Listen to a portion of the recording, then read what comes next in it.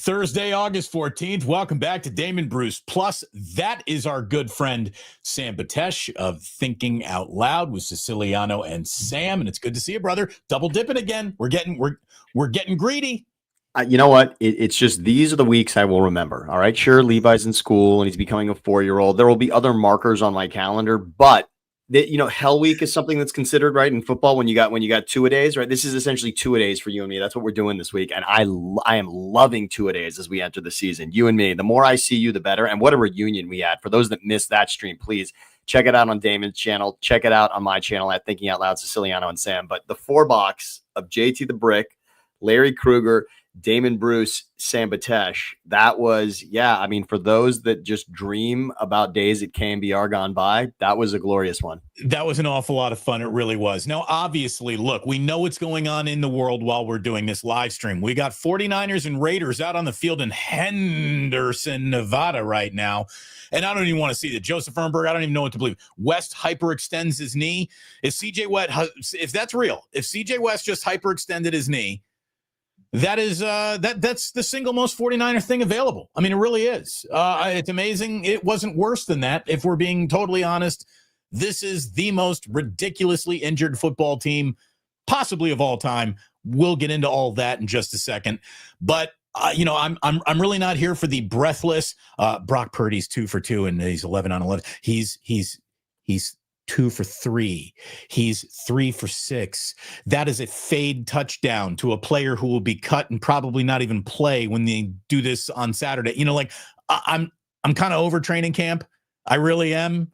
If I were the 49ers, I think I would forfeit preseason games. I'd pay $1 million fines and say, we're not playing another snap of football, practice included, until we get to Seattle, because this team is already disintegrating from a health standpoint right in front of our fucking eyes. It's really something else. Hey, Sean McVay just figured this thing out, right? It was McVay who really made it. I mean, when it comes to load management in the NFL, not the NBA, where we all say that certainly, it was Kawhi who became the face of load management, Kawhi Leonard. But the face of load management in the NFL, I'm going to credit McVay. It was Sean McVay who just made it popular to not see anybody on the court whatsoever. And Damon, you'll like this one. Remember college basketball? I think it was Lute Olson.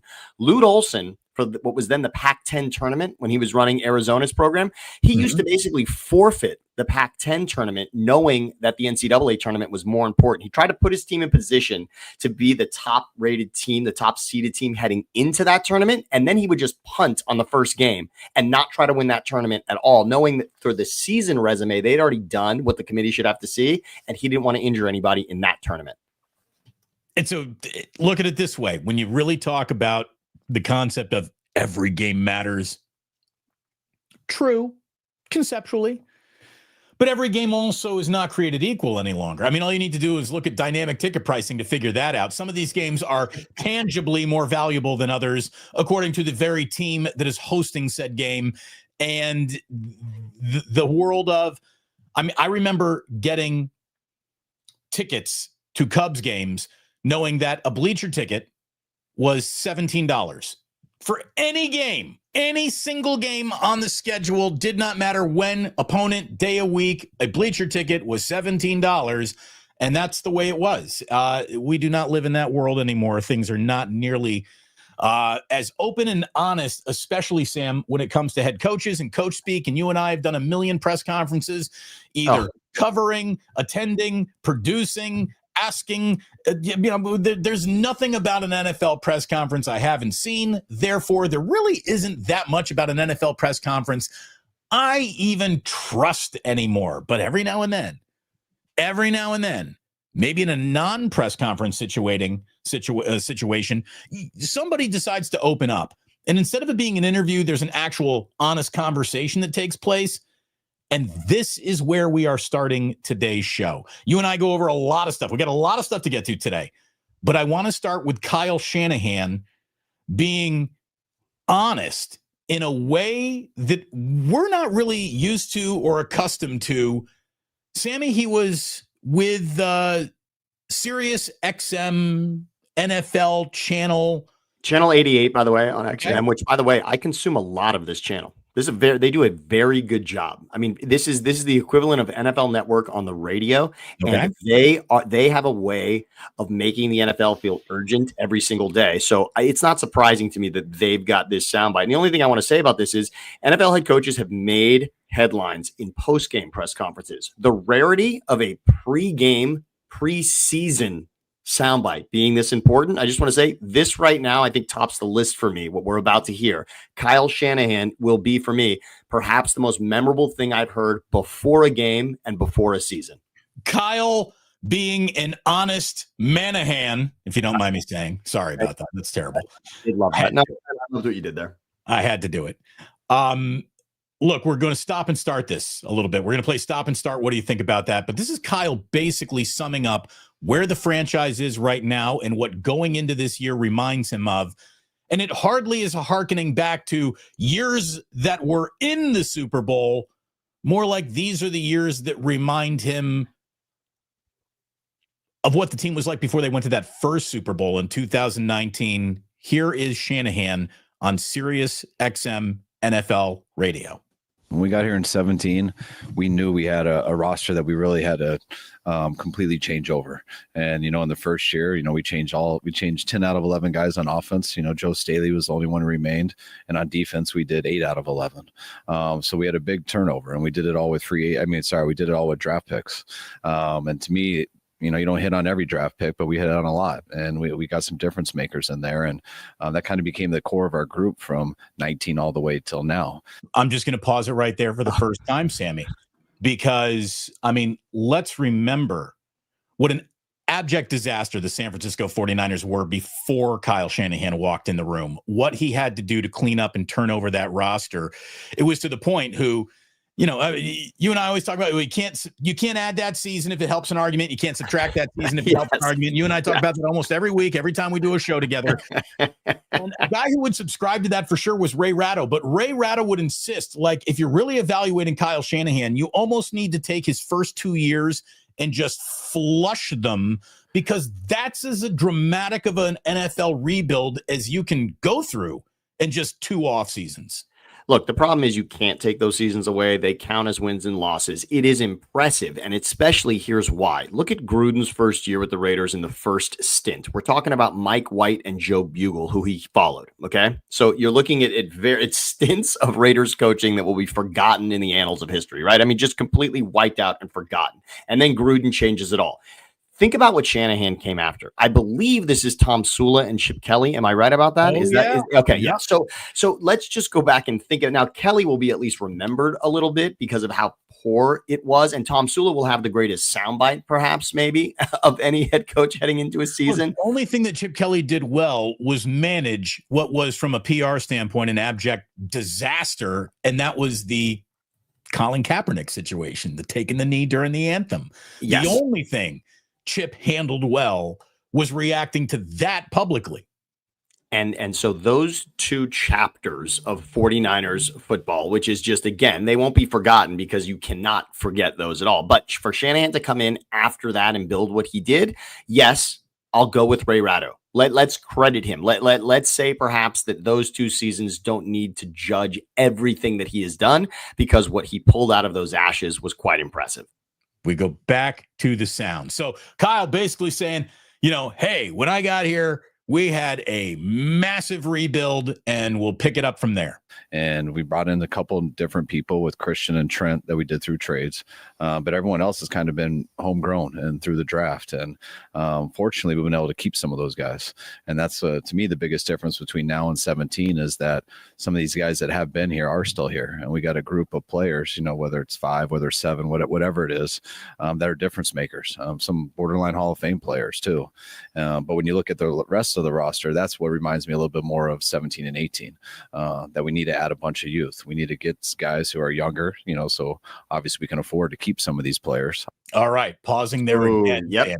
So he basically says, unlike where our only remaining entity was Joe Staley after 2 years of roster turnover, we have a handful of guys here that are our core. And look, when your quarterback is a part of that, that's a really good place to be operating from. It's probably more realistic to change the roster around a core than a core inside of a roster each and every year. But this year really reminds Kyle of now, wow, we got a lot of young guys in here that we got to get up to speed. And unlike those 17 and 18 seasons, which were ramp ups, they're starting this year throwing the kids into the pool. Hopefully they know how to swim before they even get here. Two things about it. When he brings up 17, 18, and he's talking about how it all started, the other part about it, and I think why it's fresh in his mind, Saleh is back. Saleh is part of that. We sort of forget, D'Amico Ryans is in there, but it was Saleh first. Saleh was the first part of taking it to that next level. So to have the defensive coordinator back in this way, he's really reliving that time. I think that's what's doing it. I'm a nostalgic and euphoric person, and if that person was back in my life, I would hearken back to those years for sure. And I think that's part of it for him. Number two, he's talking about young players being a part of this. I feel that within this is a message to Juwan Jennings. I do think that there is a part of this that says this is not about the legends on this team. It's about what we're going to do in the future. And we need to discover who's here with us and who is not. That's what I hear. I hear you are a guy who hasn't done it yet. We are now evaluating that to see who will join the annals of history with guys like Kittle and Warner and Bosa. And if you want to be a part of that, it starts here and now. It's a message to Jennings. That's how I hear it. About a minute left in what Kyle has to say here. And again, this is Kyle bearing a level of honesty in his soul that he plays his cards a little bit closer to the vest than this. I don't know who did the interview, who conducted this, but cheers to them for getting this out of Shanahan. Here we go. Also having to pay a quarterback and things like that. So whenever that happens, you do depend on young guys. But when you get young guys, it also makes it a little bit more built to last. And we're kind of in between in those areas, because when you got guys like Christian, guys like Trent, Bosa, Fred, there's a number of them. It's hard to kind of say that you're rebuilding because you got guys there who can carry you. But in the NFL, it doesn't matter how good those stars are. You got to have the right type of team. All right. We got to pause that. Oh, again. Yeah. I thought we would be able to make it the full 60. We had to tap in there at 30 because, okay. So he's saying, we are in a situation where this is dirty pool with the Golden State Warriors fans in our crowd today too. But basically he's saying we got two timelines going on here. We got the existing championship core that is watching its Super Bowl window maybe close a little, while these young guys are going to be asked to be the guys who open it. The next window, it was a few weeks ago where Shanahan said something about how he feels that the old window was the old window, but this is the new 3-year window with an awful lot of the old window being used to look through this window as well. And here's the thing. I think he's right. Like, he's not sugarcoating. It sounds almost like he's setting this season up. It's like he's kicking the stool out from underneath the highest of expectations. And without saying rebuild, he's saying retool. And you can pretty much bet on that coming. By the way, don't sugarcoat what just happened. Now, he was probably asked, could we see this as a rebuilding season? I feel like when he used the word rebuilding there, he was referencing the question, right? He was saying, I don't know that we can call it a rebuild, which means he was probably asked, is this one? And then he's eventually getting to his answer, which is saying no. But he said the word rebuild. And when someone says to you, don't take this as an insult, but what does that usually mean? Right. You're about to be insulted. Okay. As soon as you say you're thinking about retiring, you're definitely retiring, that sort of thing. So we can't exactly think about this season as a rebuild. Now, I have been the voice of positivity for this team. I have thrown the schedule your way 100 times to just say, dare me not to find 10.5 wins here. All right. We have done it every which way. I've talked about the swing games that the Rams have more difficult 3 times on the schedule, that the Niners should absolutely have that in their bag. But the word rebuild is scary here. And here is why. Because you said window also, Damon. What exactly is a window? It's a made up term in sports, because No one has gifted you this amount of time where you're automatically in contention for a championship. It's not like, oh, now the dial has turned and it's the Niners. The Niners, you have 4 years to go to the Super Bowl. Here, it starts now. Go for it. We've given you 4 years to try it. And then we're going to switch the clock over to another team. But right now it's like, no, there is no, you create the window. The Patriots and the Chiefs have so blurred our vision about what it means to actually get to the playoffs, right? Get to a championship game, get to a Super Bowl. That is so wiped out. 5 of 7 seasons that the Chiefs are in the Super Bowl. Yeah, that obscures your mind in thinking that, oh, every team's just got this window where you're gonna be vying for this championship. Shit happens. Right. Joe Burrow, your playoff caliber in this 5-year stretch, regardless of whatever. Congratulations, you're in your window. We were talking before the show even started. We pressed play on the live stream today. It's hard to have a window of competition last through 4 quarters of the same game. Yeah, I mean, it really is. There's not a window.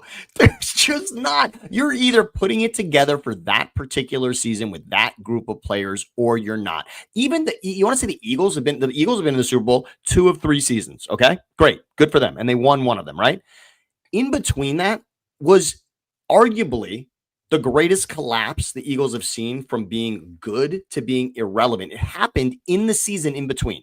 They were a playoff team, yes, but it was an embarrassment against the Buccaneers in that playoff game. They scored 9 points. They were awful.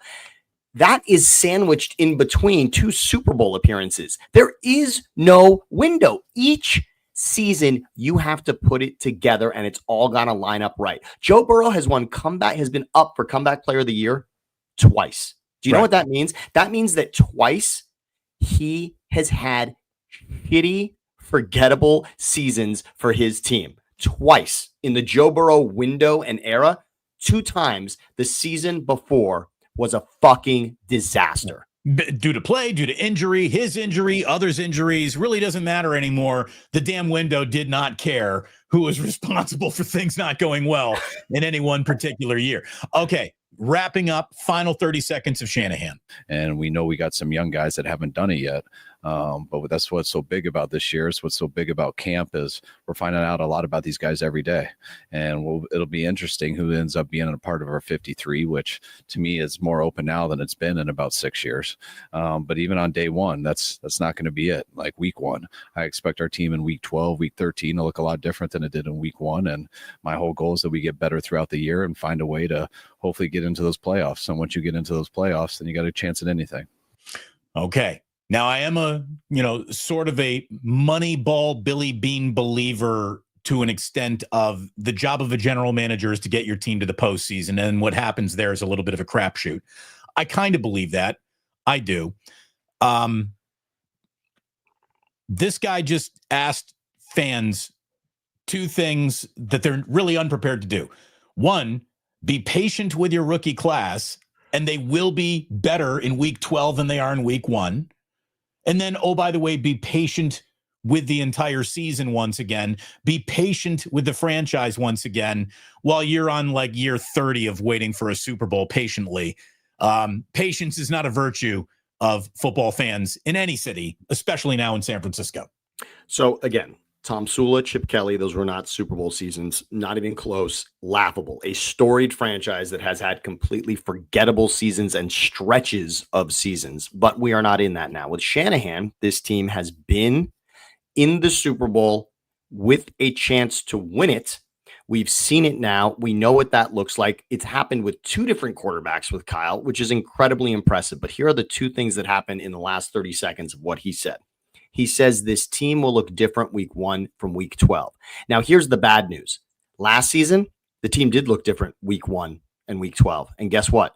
The team looked much better week 1 than week 12. Now, injuries played a huge part of that, but the team was irrelevant by week 12. So that's terrifying. That's how much things can change within a season. Number 2, yes, I'm the Eagles fan. Now, the Eagles are relevant because they're the Super Bowl champions. Last season, coming off what was an unraveling from the 2023 season, the Eagles were 2-2 heading into their bye week. So I want to give Kyle credit for something. The young players And the adjustments that the Eagles made were the difference between them being a middling team that was vying maybe for the division to being able to rout the Chiefs in a Super Bowl. Yes, Cooper DeJean was inserted into the starting lineup. Yes, they decided to run the ball more instead of passing it with Hurts, and therefore there were fewer turnovers. They made adjustments, and they made a difference. I want to give Kyle credit for that. He's good at making adjustments, and he is telling you right there, we will be nimble with this. We will look at what we have. We will make those adjustments, and we will be different. And it takes being different. It takes being honest and looking at yourself during that bye week or anytime you get a chance to make a tweak. You have to say, are we good enough or not? Are we going to bang our head against the wall and do it this way and hope to get to 10-7? Or do we have a chance to be 12-5 and really make a difference this season? And that's what's going to happen. They're ready to have the honest conversations around everybody. And he knows it's going to take the young players developing from 1 to week 12. That's really going to play a factor. Speaking of young players developing, the last thing you want is to take a young player and shuffle him off his developmental course early on in the season or the campaign of their careers. And we share this right now. We go live to Matt Mayoko's Twitter, where let me just zoom this up. I'm going to be like bifocals for everyone here. Oh, boy. 49ers rookie defensive tackle and beloved Indiana Hoosier CJ West sustained what appeared to be a hyperextended knee. Shanahan said it's similar to Mykel Williams' injury of last week. The initial diagnosis shows no ACL damage. So remember, Mykel Williams, hyperextended knee. Alfred Collins has been nicked and dinged to the point where his rookie season has been a tad askew up to this point. He's playing catch up.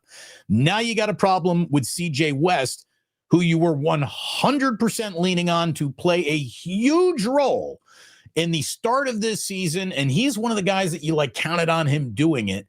A team that was looking for D tackle help at the luggage rack at McCarran Airport, or what is it, Harry Reid now, whatever it is. They were seriously, this team was looking for defensive tackles at Circus. As soon as they got to Vegas, they're like, any 300-pounder who's feeling spry today, meet us in Henderson. You could play D tackle for the 49ers.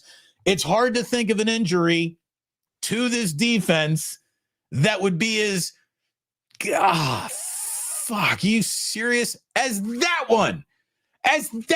And Sammy, I just got to tell you, man, sometimes like it might not be factual, but it feels real. It might not be factual, but it feels real. There is no team in this league, not one of them, that deals with no one saw them coming injuries quite like the Niners deal with it. Now, there's obvious injuries. I guess the CJ West injury is an obvious injury. Everyone saw him hyperextend his knee, so we know what happened.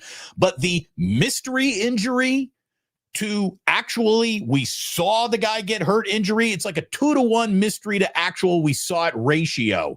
Just this morning, again, plane lands in Henderson. First bit of news out of 49ers camp is the swing tackle that they were hoping would be good enough to maybe be this team's swing tackle. Andre Dillard, who was on the PUP list, just got reactivated from the PUP list and has now been designated for season-ending injured reserve. He just got back to practice. No one even reported that he got hurt at the practice he returned to, and now done for the year.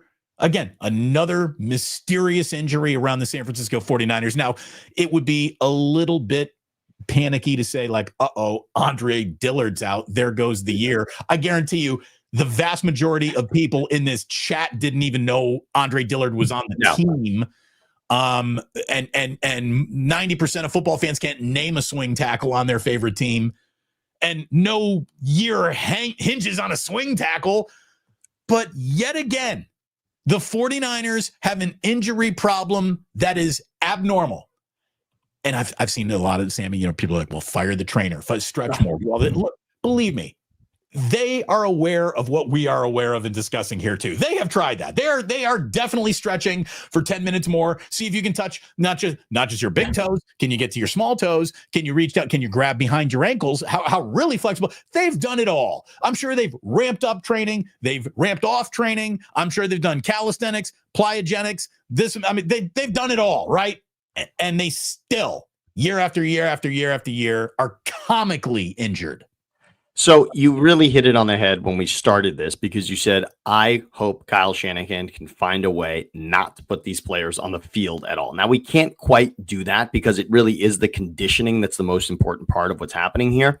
But it's tough to say that we're going to be at our best when the number one fear coming from last season was injuries. And now we simply cannot get guys on the field for the preseason. And by the way, these are guys that we actually want to see on the field for preseason. I mean, when you're talking about your rookie class, when you can't get Michael on the field because he's injured and he's the first round draft pick, that's a problem.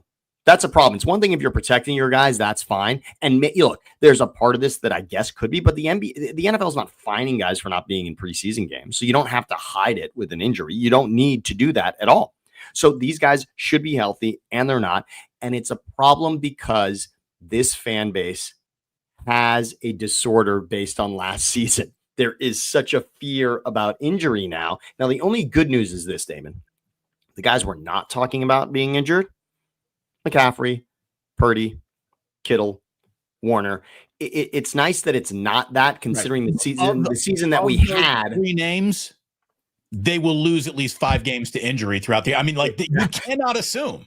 You cannot assume anyone is going to make it through unscathed. Anyone. And Debo is now in Washington, and Debo certainly is on the list of players who would just mysteriously not. I mean, talk about a mystery of being in a game or not week to week, or coming out of a game based on nothing that we saw on the field. I mean, look, I feel like a lot of the rant that I just heard out of you, a lot of that frustration feels like a Debo fantasy owner, by the way.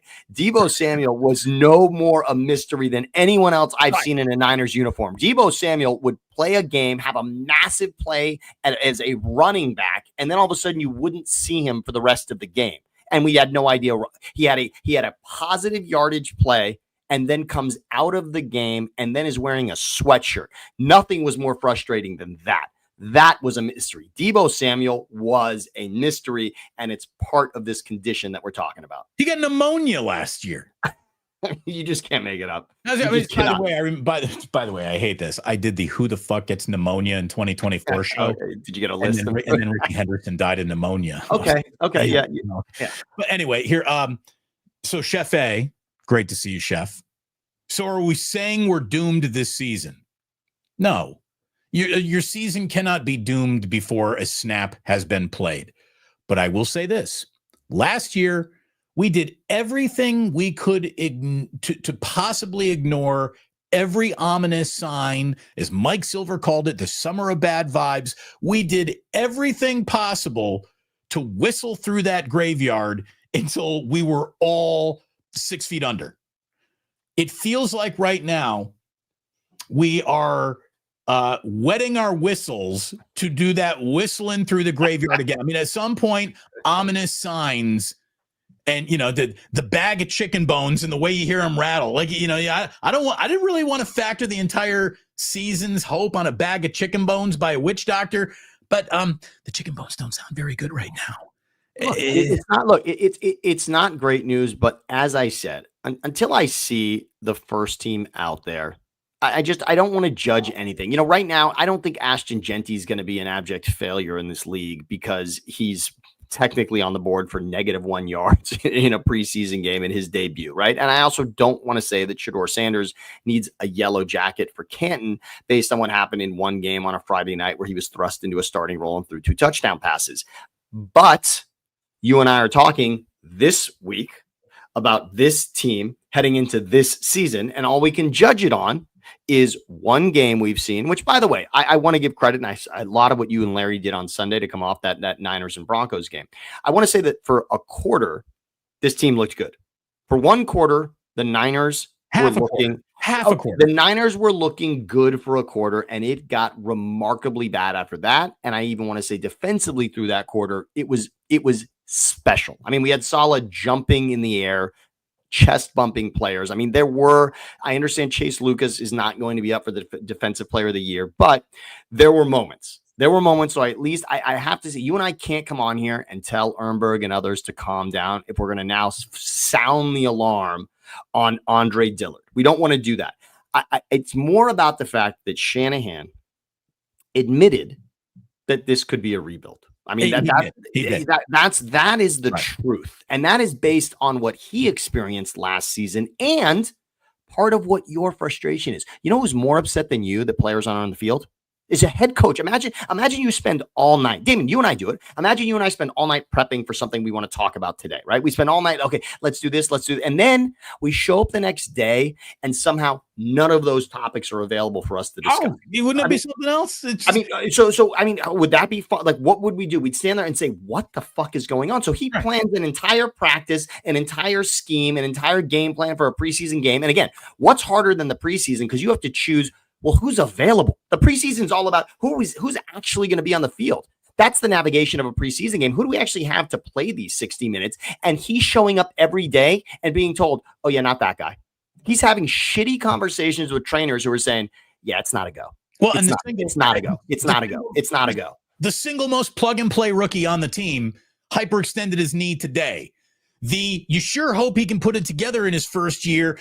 People who think they know things are prognosticating 2-3 years from now, Mikael Williams is going to be blah, blah, blah. They didn't be something right now, but he doesn't even have as high of an expectation to come in and help this year right away than CJ West has had. CJ West has been the most impressive young rookie player that they have. And now you're telling me when the only directive going to the preseason game Saturday at Allegiant Stadium was nobody's allowed to get hurt. They can't even make it the fucking kickoff before their most impressive, important, ready to go rookie, maybe upside of Upton Stout is I mean, at some point you have to look at all the walls closing in on you and going, it's getting a little tight in here. It's getting a little tight in here. The amount of players that the 49ers had available in Henderson was the same amount of players that they had available to cancel a practice last year against the Chargers. And it's a little bit of a mess. By the way, thanks to the super, Ryan, what is that? Aoli? Ryan Aioli? That could be is that ALOI, which could be Alois. That could be Alois. We're just going to call him Ryan. Ryan, thank you very much for the super. We do appreciate it. Like and subscribe, everybody. Almost 150 people in the room. It is great to have you all here. Oh my God, we don't even have 60 thumbs up yet. I mean, come on. Let's get mystery injury to actual injury ratio 2-to-1. Can we get a 2-to-1 ratio on likes and views over here, please? Ryan, thank you so much. That money's going to go in the ganja jar. It says, you said Kyle's good at adjusting. 1-31 when trailing by 3+ in the fourth quarter. Refuses to value offensive line. Always injured. Doesn't adjust at all. Okay. You bring up facts. But on the other side of that 1-31 when trailing by 3 in the fourth quarter, like the best team in football under the same scenario has like 4 more wins than that. Like there is you're down by this in the fourth quarter cutoff point that fuckers every team in the NFL but the Kansas City Chiefs, because Patrick Mahomes can pull a win out of his rear end with no time left.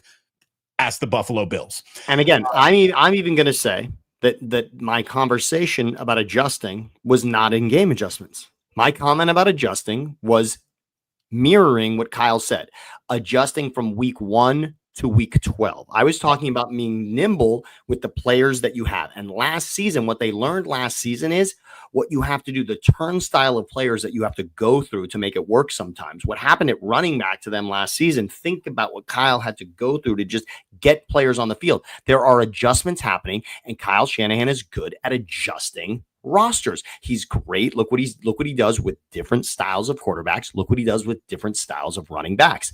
That is what he does. He adjusts amazing. His scheme is nimble. I will give him credit for that. Having a scheme with Deebo Samuel available and Deebo Samuel unavailable, that's very different. There are entire chunks of a playbook that have to be thrown out when Deebo Samuel's got a hoodie on. That changes your game plan. You have to adjust. And by the way, the other half goes away when when Christian McCaffrey's on a flight to Germany. This was a practice in adjustment last season. Now, that adjustment led to 6 wins. So he's saying we got to adjust better. They're going to be healthier, but they got to adjust better also. Deaf Destroyer of Words says, it's like I say, Kyle has helped save this franchise, yet at the same time, he is holding them back. That's a yin and the yang that I think any coach who has yet to win a Super Bowl could be accused of. That you also like. Marv Levy was the best thing that ever happened to the Buffalo Bills, but couldn't win a Super Bowl. Look, Hi, sweetie. We're dog sitting a corgi over here. The corgi's back. The corgi's back. Corgi's back. Yes. I love the corgi involved in the show, and that it did happen a couple of weeks ago. But look, Kyle Shanahan, love him or hate him. I said 2 names that I know puts a shudder down your back: Tom Sula and Chip Kelly. I know those are terrifying things to hear. And in between Harbaugh and Shanahan were those 2 names, and Harbaugh and Shanahan will be talked about as storied chapters of this franchise's history. That is for sure. Corgis are tight. Niner worldwide. I got to tell you, it's not a breed I ever gave really any consideration to. And I'm not saying that we're going to go out and ever get a corgi, but we are happy to dog sit your corgi for a week. Sight unseen. I will happily spend a week with just about any corgi now. The corgi is interesting. Now, it's a shame we don't have a photo to put up of a corgi here, but the Lassie made, sort of the collie, a very famous breed, right? I mean, what Lassie, right? Yes. So what Lassie did to collies, that forever in our mind, I think we can picture that based on the popularity of Lassie. And a corgi is almost like the stunt double for Lassie, right? I mean, a corgi is basically a kind of short, stunted wiener dog version of a collie. Yeah, I mean, it's a thing. Come on. It's a great, it's a full corgi. There you go. Full corgi, right? I mean, but if I said Lassie.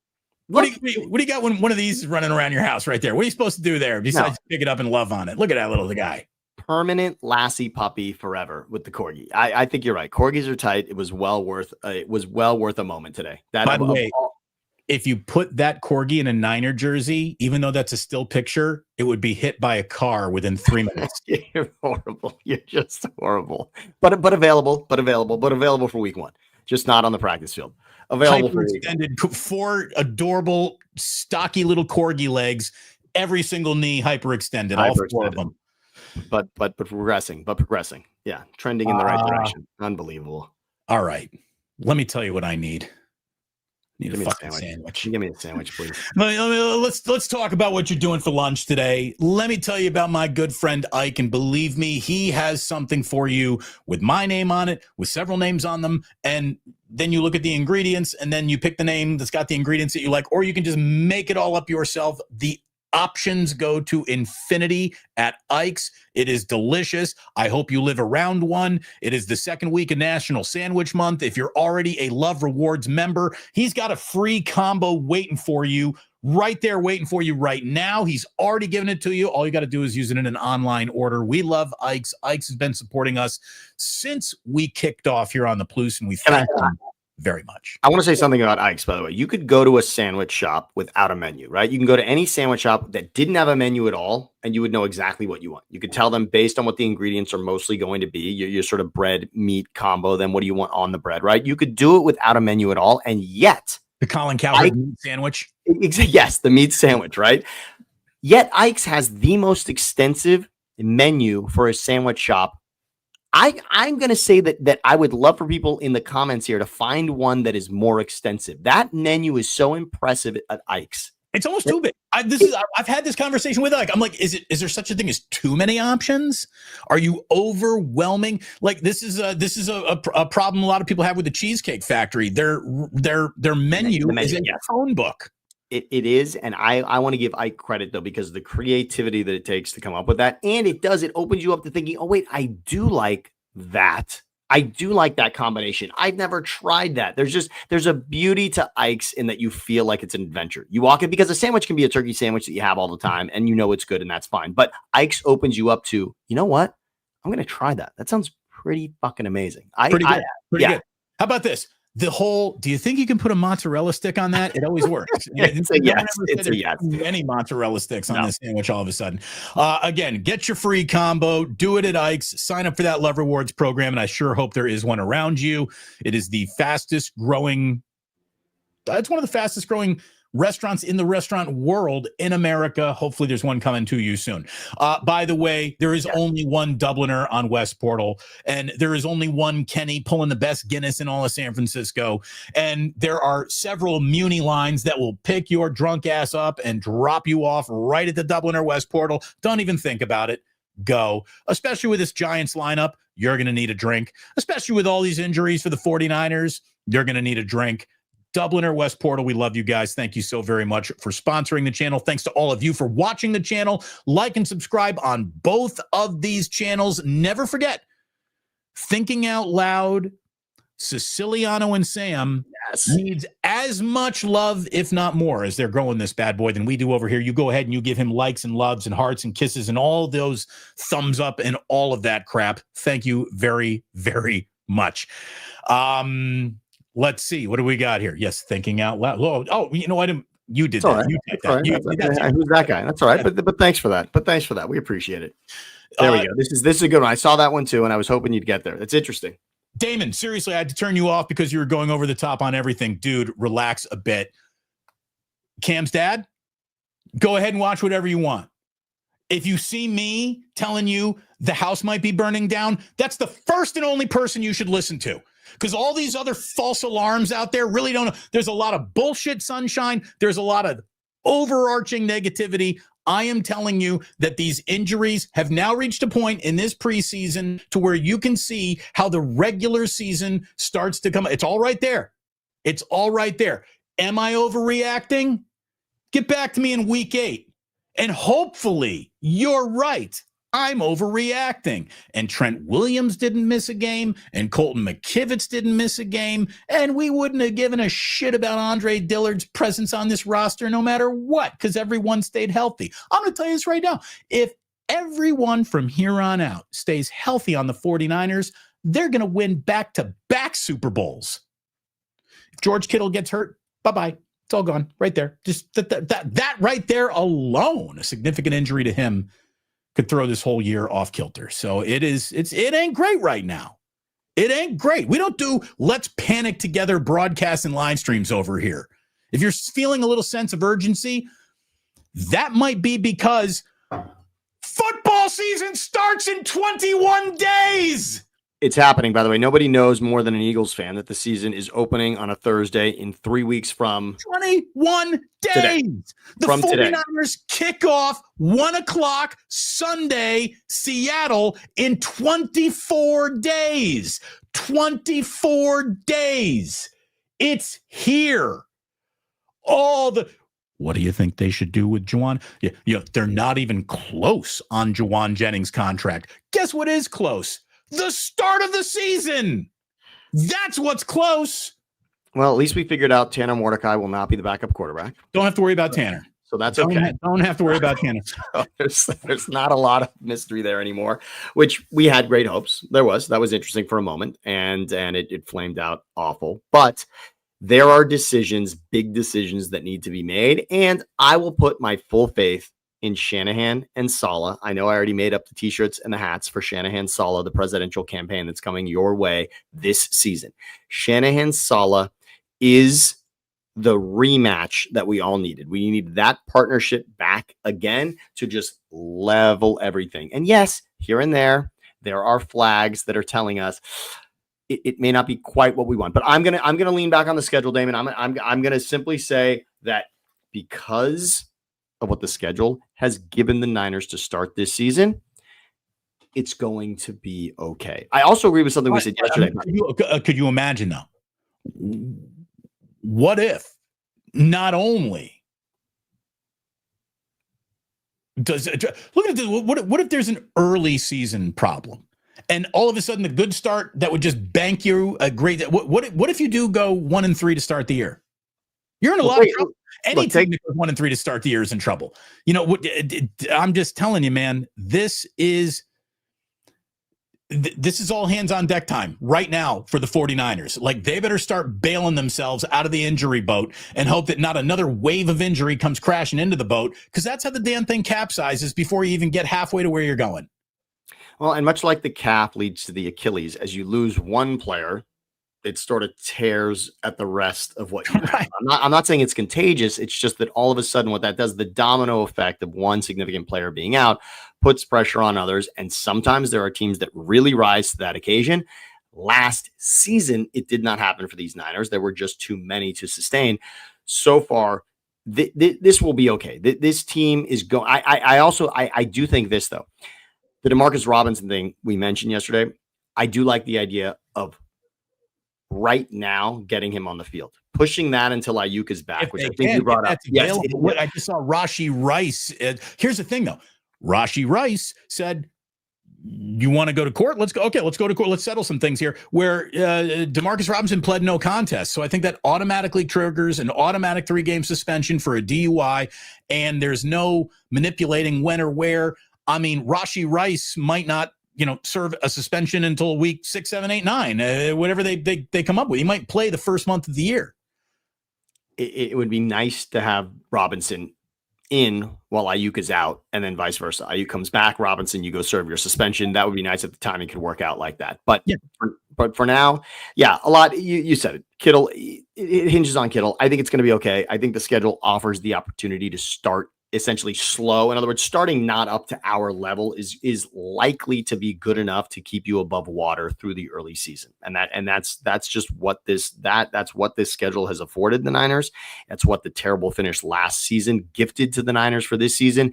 And I can't panic about the Niners yet. I just can't. Considering how unhealthy last season was, and I held tight to, the Niners are going to be there. I mean, I was an idiot. I was with Vegas thinking, the Niners were still a favorite to win the NFC in week 6 the Niners were favored in 7. I mean, games. The Niners are still liked by an awful lot of people.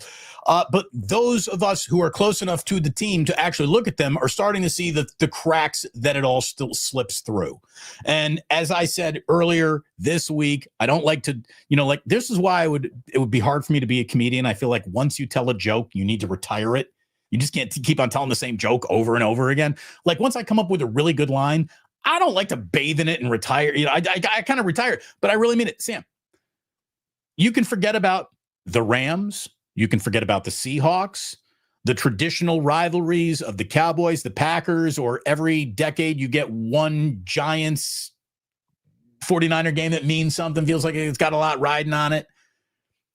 The San Francisco 49ers' biggest rivalry is injuries, and injuries seems to be on the schedule, hosting a home game against the 49ers each and every week. There will be a wave that has to be endured, and that is what it's happened last season, and it's now happening in this preseason, but it is not devastating. We're not at the point where devastating injuries have taken place. We're dealing with a bad injury. I mean, the Ayuk thing, Ayuk week 6, there were dreams of Ayuk week 3 or 4. I think there was the October 12th. I did the math on the 59 days between now and October 12th. Guess who definitely won't be out there, because it's an injury and nothing goes well for the 49ers on an injury front. There's no way Ayuk is going to return at the earliest guesstimate date that this team was comfortable enough to put publicly. I mean, to me, week 6 sounds an awful lot like week 8. Don't you think?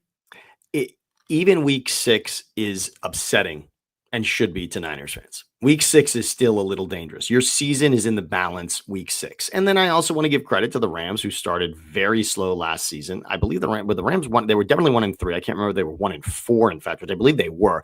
I mean, it was bad, and the Rams were there in the divisional game with a chance to beat the Eagles. So there are many ways to do this, and it doesn't have to be a 1 seed. Of course, you make your life much easier if it's that. But the Niners can't really be in that conversation right now. The Niners are not in a 1 seed NFC conversation, although, again, go to Vegas. Guess what? That's not a bad bet to make. It's not a bad bet. Damon, you make excuses every year. I miss the Damon did the dog ate my homework show on the 49ers. I haven't said a single dog has eaten a playbook around here yet. I mean, I'm not offering excuses. I'm explaining what is happening. And what is happening, once again, is the Niners' biggest rival, their own injuries, which they do not manage very well, are kicking their ass already. The 49ers are already down 14-0 against injuries this year. The game isn't over. You can still come back and win a 2-possession game, but it ain't good. It's just off to a not great start. And getting off to a great start was kind of what everyone was kind of hoping for. Look at it this way. Criticize me all you want. Criticize any content creator all you want. Criticize the chat room, the fan base, the old timers, the young kids, the gold, the silver hairs, the know-nothing millennials, all of it. Like you wrap it all up. At least the 49ers live in a world where they really, really matter and people get emotional about them. You want to talk about, the opposite of love is not hate, it's apathy. And look at how apathetic everybody's become towards the San Francisco Giants season. Look at how apathetic everyone's overnight because of this Kuminga thing has become with the Warriors. Like no one even cares anymore. Just like, tell me when to look up again. I'm tired of you. And this is a franchise that officially matters. By the way, we have identified the least important franchise in football. I think you're right. I think this is conclusive. And we will get to the most obvious and popular, and then the team that matters the most in this league, we will get to a little later. But I think you did hit on something here, Damon. I think you have pinpointed exactly which team just doesn't even get nearly what we've dedicated to the Niners. Good luck if you have to dedicate 45 minutes to the team you're about to name. Well, and honestly, I'm going to accuse myself of being in the exact same group of, actual journalists, independent journal, whatever. I don't pay attention that much either, and I don't think of them hardly ever. If you ask me what my favorite moment in the franchise's history ever was, it was a scheduled release that was very funny. That is the zenith of a team that's even played in a Super Bowl. Yeah, the Titans' schedule release from a couple of years ago is the zenith of the franchise mattering in football. The night that they were in the Super Bowl being tackled 2 inches from the goal line by the LA Rams. Tackle. Yep. St. Louis, yeah. Even St. Louis. The St. Louis Rams, excuse me, because there's no way the St. Louis Rams would be worth what the LA Rams are worth. Holy mackerel, we'll get to that in just a second. But look, the Tennessee Titans live in a world where no one cares about them, even while we're staring at this league going, everything in this league is the most important thing that's happening in sports at all times. By the way, thank you again, Ryan. What is more likely? The 49ers have a top 10 pick in the 2026 draft, or the 49ers get the NFC 1 seed? Well, look at it this way. You're giving me 9 slots to put something, or only 1 slot to put something. The thing with 9 opportunities to happen will always be a greater odds than the thing with just 1 opportunity to happen.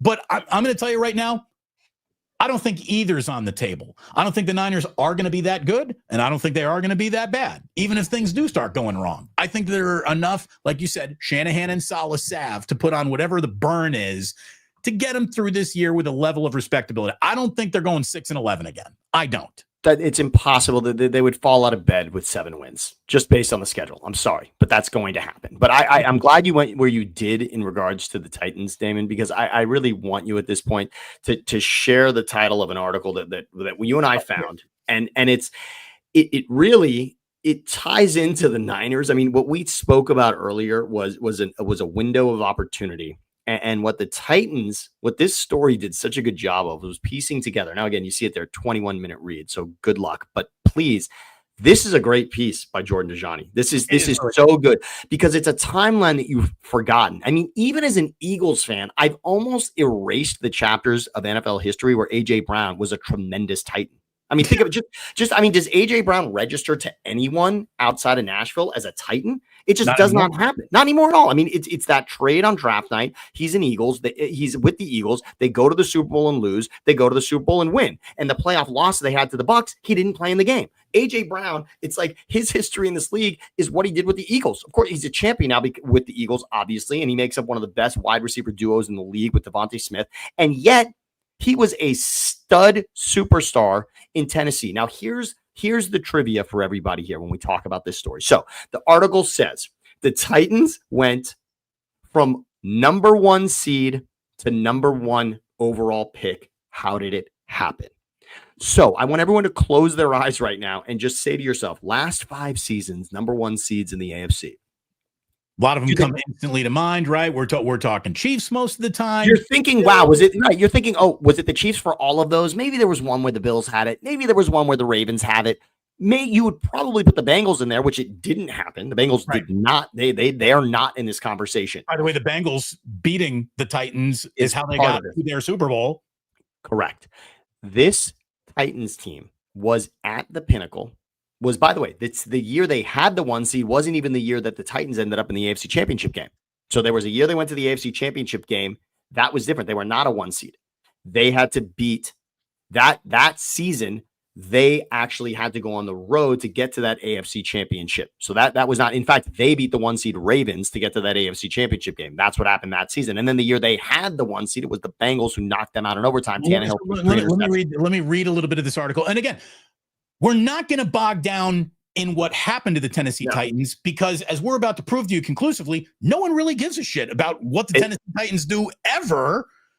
But isn't that amazing in a league that we're so preoccupied that everybody's chasing a sexy story? We love collapses as much as we love championships. This is a great what the hell happened collapse story. But for whatever reason, the Titans exist in a world where even the Houston Texans are like 5 times more popular than them. I think the Titans are provably, again, the Jets only have New York City going for them, but New York City going for the Jets is more than anything Tennessee's ever had going for it at all. Anyways, it should be a sports trivia question. Which AFC team held the number 1 seed in 2021? Wasn't the Chiefs, the Bills, or Ravens? It was the Tennessee Titans. A 1 seed and a bye week. You had the Bengals in town, and on the very first play from scrimmage, Ryan Tannehill throws an interception to Jesse Bates. He would throw 2 more that day, 3 Tannehill interceptions. They lose 19-16 and then basically have been retreating from relevancy ever since.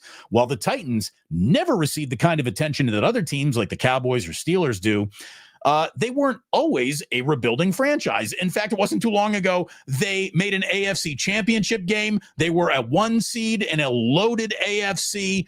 What the hell happened? Well, everything that could go wrong. Questionable firings, questionable hirings, more questionable signings. After that, Amy Adams Strunk became their controlling owner. So this element, here's the thing. This story even has the element of, well, we could point at the woman owner and say she doesn't know what they're doing. And guys love doing that in football. Her presence in this isn't even enough to bring any attention on it.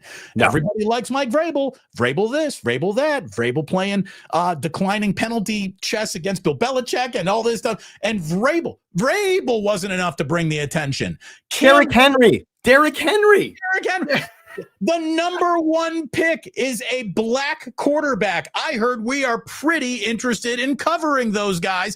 Nope. Shedeur Sanders blowing his nose in Cleveland is more interesting than anything Cam Ward has done to prove himself the perfect soldier, best possible hard work and number 1 draft pick that you haven't heard about yet because he hasn't gotten a speeding ticket yet. If Cam Ward got a speeding ticket, maybe we talk about Cam Ward. Cam Ward going 8 for 8 and 11 on 11s, nothing. Cam Ward and the Titans. This is the story to tell. So first of all, GM that got them a 1 seed and to the AFC Championship game fired. Mike Vrabel fired. AJ Brown traded. Draft picks again that night he was traded. Treylon Burks being the draft pick that's in that slot that you get from the Eagles. Treylon Burks now no longer even a Titan. It is an unmitigated disaster. But the reason it makes so much sense for you and I to discuss today. First of all, if you could share the screen right now, this is from the article. This takes all the hype. So by the way, nobody will remember this, but the Titans actually were hyped coming into last season. In the offseason, and I know you, me, and Larry went over the offseason from even 2024, the Titans were incredibly exciting in free agency last season. DeAndre Hopkins, Calvin Ridley, these were guys that people were excited about. Brian Callahan, Will Levis, people were excited about last season. Jars of mayonnaise out, everybody. I mean, Slather it up. DeAndre Hopkins actually, this shows some of the headlines that happened in the offseason and then what actually happened in reality during that 2024 season. But DeAndre Hopkins said he's never been happier in any organization than he was in Tennessee when it all started. He's never been in a better wide receiver room in his history. Are you joking me? Now, here's why I wanted to share this is because I want to look at a team that we're all very familiar with here. So we're talking about the Titans at one point being at the pinnacle, 1 seed in a championship game. The Niners, we can take the screen down now because I'm gonna stop and I'm gonna scare us in a different way now. The Niners, so the Titans ultimately think they had a window, right? The Titans did have a window. If you're a 1 seed and you're in an AFC championship game in 2 separate seasons, that's a window. That span of time is a window where you could have at least appeared in a Super Bowl. How close are you to appearing in a Super Bowl? When you have the 1 seed, you've got to win 1 game to end up in the AFC championship game. And when you're in the AFC championship game, you got to win 1 game to get to the Super Bowl. I heard that is technically very close to a Super Bowl. That's the path. The path is either be in the 1 seed or be in the AFC championship game. And look, to talk to the Lions, it doesn't guarantee being in the championship game, but it does happen and you win a game and you're right there. So the Titans in that window, they're right there. So no one cares about a Titans window because we all know that it's fucking over and no one even acknowledges when it happens. They met a Bengals team that had no playoff experience, hadn't been in the playoffs in years. So if there was ever going to be a 1 seed at home, you got this, that was going to be that. That was it. And remember, that Bengals team, yes, beat the Raiders, we talked about with JT yesterday, in a very tight game to get there. But if you talk about a window, the Bengals have been thrown out the window more times than any other team. Think about it. Andy Dalton is a storied Cincinnati Bengal. He won 0 playoff games. Marvin Lewis won 0 playoff games. I'm pretty sure the Bengals live in a 4 like it's nothing but like just brick walls, just a windowless room. The 3 little pigs. They made the brick house, right? The brick house that has a door, no windows. That's it. That there is not a window there for the Bengals whatsoever, and yet the Titans allowed them to create a Super Bowl window. So again, I'm talking about a window, and I'm relating this to the Niners.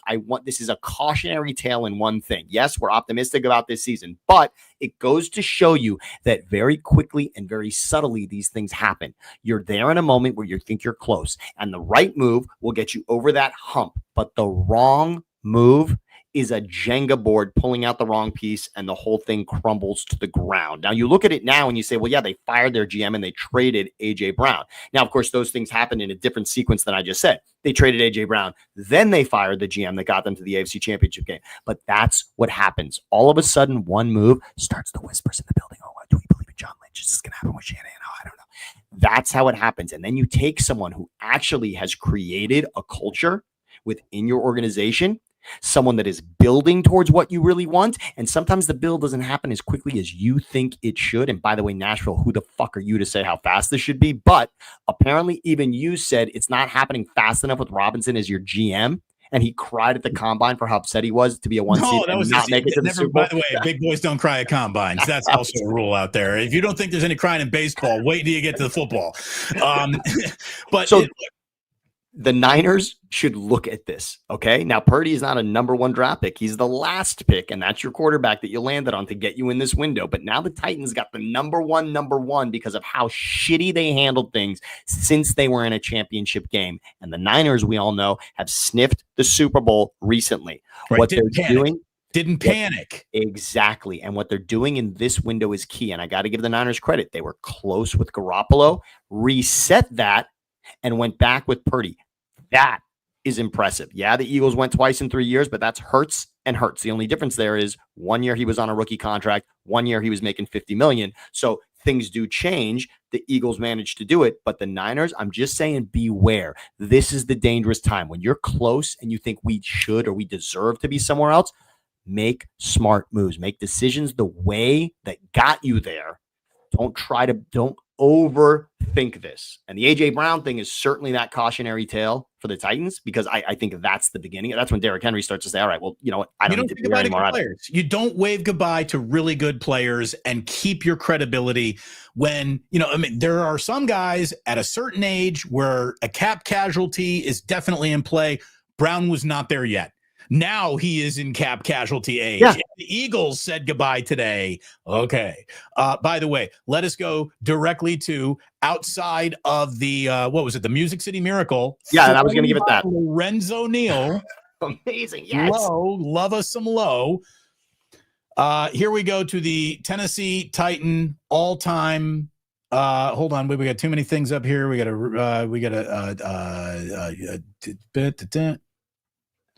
take your screen. Whatever you got up there. I can get it out of here. We go. Yeah, remove that over there. Now I can think. Yeah, here we go. Here's the Tennessee. Oh, this is so good. Thank you for this franchise highlight reel. What the is that?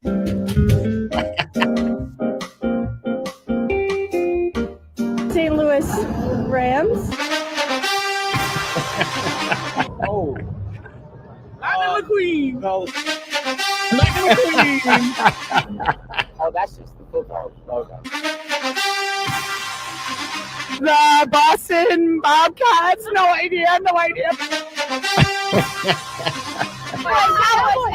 yeah. Cowboys, yes. The single best. Baltimore Orioles. Wait till they get This to. one is the Red Stallions. All right, I don't want to get YouTube copyright flag here, but when the Atlanta Falcons actually changed their logo to Red Stallions, that was one of the single greatest social media moments in the history of sports. We talk about jumping the shark when something has become uncool, and the epitome of being cool is exactly that. The Falcons took your joke and made it a promotion for themselves. I mean, that tells you have actually hit it out of the park, not just for your organization, but for another one. So that's it. I just want to remind everyone, when you are forced to watch the Titans this season, which, by the way, those that watch Red Zone, you're going to get it. You know, they're going to be in the red zone at some point. And guess what? Your team might end up playing the Titans. And guess what? Week 18, they might be playing for a playoff spot, and it'll be on Sunday Night Football. The Titans, you will see at some point this season. And when you do, remember that, yes, they have the number one pick, but this league is not based on you being the same every single season. The Titans haven't sucked for as long as you think they have. Right. Again, find me a team that is the same in the fourth quarter as they were in the first quarter. Consistency in the vacuum of one football game is hard to maintain, much less week to week or half to half of an NFL season, much less season to season. There is no carryover from one year to the next. It is a brand new, fresh start each and every time. At least that's the real way to start thinking about it, probably, than all the little lies we tell to ourselves about how, because Ricky Pearsall had 2 good weeks at the end of last year, he's going to pick up that Seattle game. Like, they ain't got nothing to worry about. By the way, Ryan coming in again with a generous super. Thank you very much, Ryan. Love you guys. Last one, more likely 49ers in the Super Bowl this year at Levi's, or Saleh is a head coach in the next 2 seasons. Love the show. Oh, wow. I'm going to jump in on something. Saleh is going to get phone calls again. Here's why. Because when you're a head coach with the Jets and it doesn't work out, that's not being a head coach with the Patriots and having it not work out. And you're saying, oh, well, we all trust in Kraft and we all trust in the system. So if it didn't work there, Gerard Mayo, with you obviously were such a piece of that franchise. We may not know for the future, but for Saleh, we know what you did with the Niners, getting them into the Super Bowl as a defensive coordinator. Then you were handed the Jets, where Rodgers goes down on his 4th play of the season. Right. And then the next season, we're all going to say, okay, we understand that also didn't work out for numerous reasons. And then they shopped out you and the GM. So yes, Saleh, we understand it was a headache. He will get those interviews again. The question comes down to this. That's a Niners question. In other words, will Saleh get those interviews? Yes. What will the Niners do to keep him? I think this is going to be a positive story. I think they're going to say, we don't want to deal with what happened when he left. The guy that I'm noticing in Robert Saleh is someone who is very happy to be given a once-a-week shot at a podium, and that's all he's asked for. I don't think he liked dealing with Jets media, New York media, and even though he is good at dealing with media, I just think this guy's a football coach. And if there is, how about this? Everyone wants to say that they did it. And then once you do it, you realize maybe this isn't the greatest thing in the world for me to do. Maybe instead of being the figurehead of a dysfunctional franchise, I'll wear beige and blend in a good franchise. And guess what? I am still making, you might as well be a head coach kind of money. You're getting bank to not have to serve the media master, just the chalkboard. I think a lot of coaches want that. And like, check out the silver and black. Chip Kelly, who Niners fans are very familiar with. Also, check out what Chip Kelly's going to do while Pete Carroll takes the heat this season, and Chip Kelly gets to sit back. The freaking Pasadena at UCLA. He's like, I would rather be an offensive coordinator at Ohio State than the head coach of UCLA. It's nice to have that position. Now, it's nice to make $6 million a year, which Chip Kelly's going to do as an offensive coordinator. But you watch Chip Kelly now, his name will come up again. I mean, that's the beauty of this. That's the hilarious part of this. Chip Kelly's name will come up as a head coach again. I will say he did put back-to-back 10-win seasons together for the Eagles before it, quote-unquote, unraveled. What he did in San Francisco is a just vomit-in-your-mouth situation. I mean, that was as bad as it gets. I mean, Chip Kelly with the Niners, that is a fall off a cliff. Like, I can't even tell you. If you get Chip Kelly, Oregon, Chip Kelly Eagles, and you're saying okay, maybe it's not, he's not at Oregon level when he's in Philly, but he's still doing things. I did not see it coming that San Francisco would just be a whiff the way that it was for Chip Kelly. That was stunning to me. But I thought that, his concept of getting a city to turn against me because I had my guys drink protein shakes would play a lot better out here than it did back on the East Coast. It's one thing for Philadelphia to think that you're not hardcore enough for them, but I thought that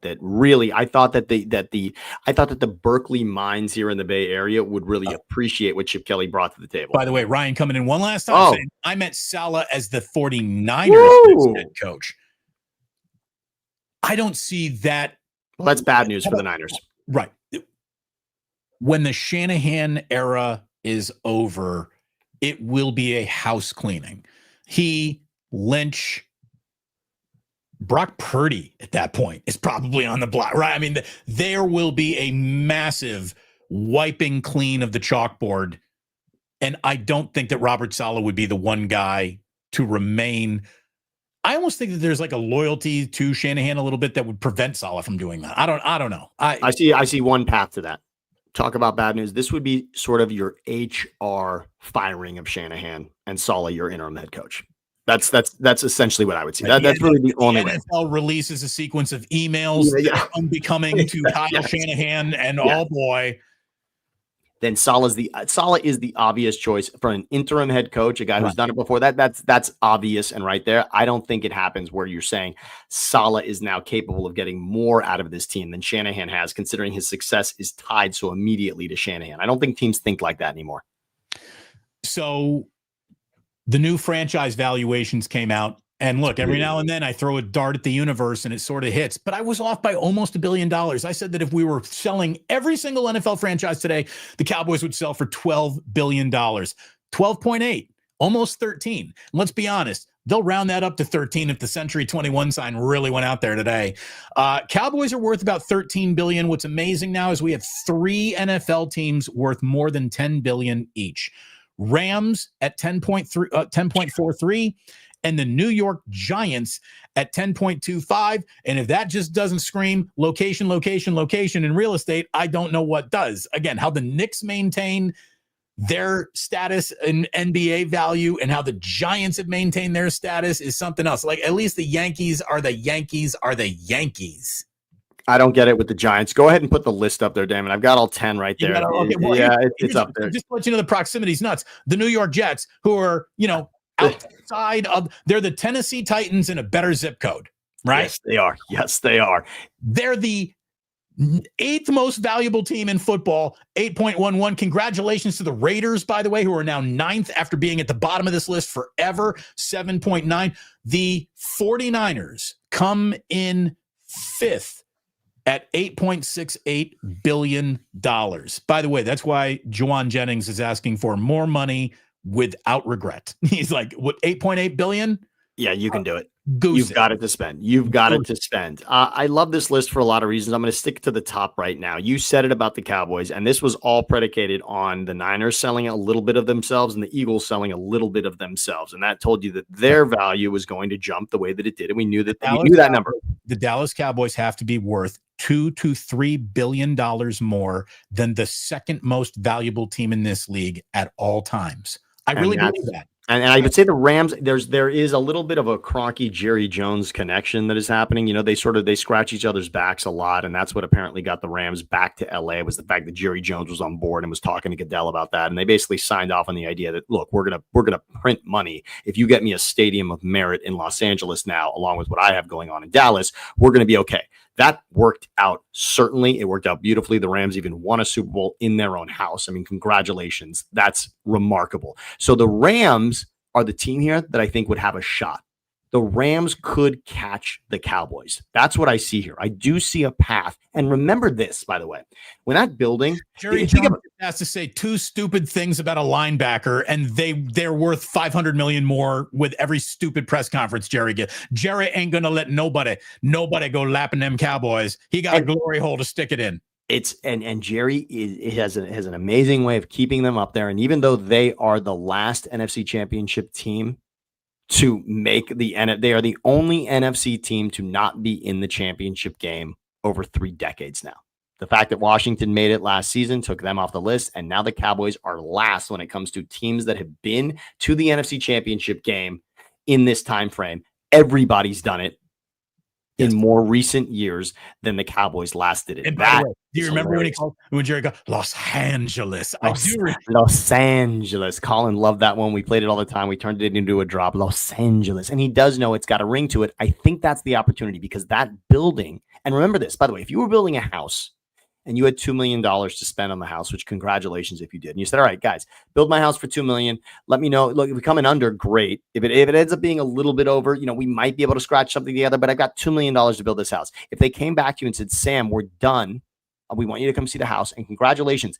Instead of $2 million, it's $8 million. Is that okay? Could you imagine what kind of a disaster that would be? And yet that building in Los Angeles was quoted to be about $2 billion and came in at $5 billion. I know how impossible that is. I read a breakdown of what went wrong and why the escalating costs.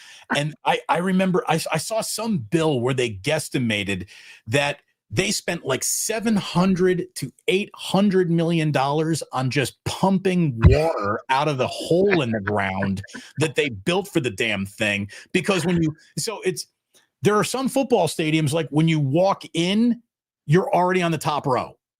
You go into the Big House in Ann Arbor. Yes. The Big House in Ann Arbor, outside of the press boxes and a few, okay, that is definitely a grade. There are stands right there. You walk in, but you're about 3/4 to 4/5 of the way already up, and it's just a bowl and a stairway that goes down, down, down, down, down, down, down, and the whole thing is a pit. That's what SoFi is built as. The roof of SoFi is like a 3-story building for a place that seats 80,000 people. I mean, just imagine that phone call. Yeah, imagine, Stan. Hey, yeah, no, we're things are going great. Things are going great. We just wanted to know, we have your credit card here. We just, we don't want you to just see this charge without, but we're just going to put just today. We just need to run another $1 billion on it. We hit a snag. We have a solution, but if we could just run this for another $1 billion for today, we'll be good. I mean, that is so incredible. And they're going to make the money back. That's the other ridiculous part. Did you want the biggest swimming pool in Los Angeles? Because that's what we have right now. We need to pump this sucker out once again. But the franchise values is only going up. And Sam, if we got from the Cowboys being worth what Jerry Jones paid for them when he acquired the team 3 decades ago to $12.8 billion, how few decades will it take for them to be worth $20 billion? It's going to happen. It's already, this only moves in one direction. This is like owning real estate in Los Angeles. It only moves in one direction. And the Cowboys are that. If you're at 12.8, you're almost at 13. 3 walks around the block and you're probably at 15. And if you're at 15, again, now you're just a stone's throw away from 20. But here's all I would need. By the time I'm a 70-year-old man, 20 years from now, 2 decades, one major media evolution, new whatever. We're all watching 3D strapped on our face. However, we're consuming our media 20 years from now. Once that new TV contract kicks in for the TV that hasn't even been invented yet, $20 billion. Yeah, Sure. the 3D contact lenses, they're going to be coming out by Samsung. Yeah, that's probably what we'll be doing at that time. And by the way, they'll probably be able to make bets on recognizing my nose upon walking into the stadium. I'll just immediately have $100 in bets that are assigned to props in the game when I walk through the doors. That's what will happen. But all I need to understand how this money is going to jump, I need the refrigerator magnet of events in that building. And I'm not talking about football games. I'm talking about every night, every concert, every boxing match. And of course, you want to circle a couple of Super Bowls over that span, which is going to happen, even though I want every Super Bowl in Las Vegas. Jerry's not letting that happen. He wants them in his house, and that will be the case. And so the rotation of that helps because that jumps it. Every time you got a Super Bowl showing up there, trust me, that pumps that valuation up. And here's the best part. Here's the best part that's really going to jump it, Damon. We're at 12.8. And remember, it was the Eagles and the Niners who sold off a little shaved piece of their franchise to find out what it would be. What happens when Jerry gets $3 billion on a 10% share? What happens then? Right. Well, and here's the thing. Jerry won't do it because Jerry's going to be like Charlton Heston. You're only going to take the gun out of his cold, dead hand, right? Jerry Jones's kid has "I don't really want to work too hard" written all over him. And once dad dies, selling off a portion of the family business is a whole lot easier to do. And that's when I think that happens.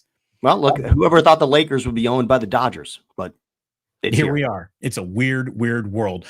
Yes, indeed, Papa J. Smash that like button. Do it across both channels if you would, please. Look, there is only one person that I would rather be doing this live stream with right now. And her name is Taylor Swift because she pulls butts to seats. She puts ears to podcasts like no one who is calling me. Corgi's on the sorry, phone. I'm gonna have to, no. Hold on. We got Corgi line one. No, not okay. Corgi line one.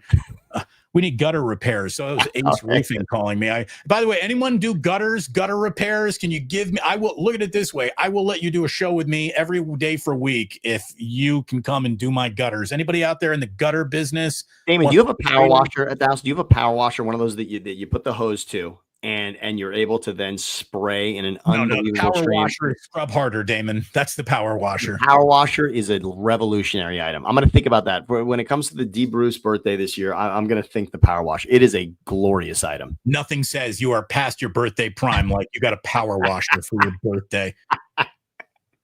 Taylor Swift, the power washer of podcasts. This woman cleans up. So 1.3 million people tuned in. Right now, we have 166 people. 166 people right now live in this room, and I'm thankful for all of them. That is actually a very nice, not in the heart of the NFL season number, a throwaway Thursday where, it's not a Monday, it's not the Friday before a football game. Those are the biggest audiences throughout the week in football season. 166 is a real nice number. Thank you very much. We're so happy to have each and every one of you here. Thank you. You are not 1.3 million strong. I'm not going to hold that against you. Nope. You're not 1.3 million strong. This video is now, it was 1.3 million watching it live. They're close to 10 million views already. I can promise you by the end of the month, there'll be around 50 million views. This thing is only going to grow like a wildfire. We all know that. So, Taylor Swift is pretty good for the New Heights podcast economy for sure. Travis Kelce should lock that up right now. By the way, not a fan of the music. I've been sold and told this is someone you're missing out on. I disagree. It's not for me. Every single Taylor Swift song sounds like you're missing your boyfriend tonight. And then you lick your whiskers and your kitten sitting in a window and things are going to be all right. And everything goes down here. And then everything gets hopeful up here. And this is kind of how every single Taylor Swift song sounds to me. If we don't have that cut up. She's delightful. She's absolutely adorable and delightful whenever you hear from her. She crushed on that with the little bits and highlights that I've seen. She's delightful human being.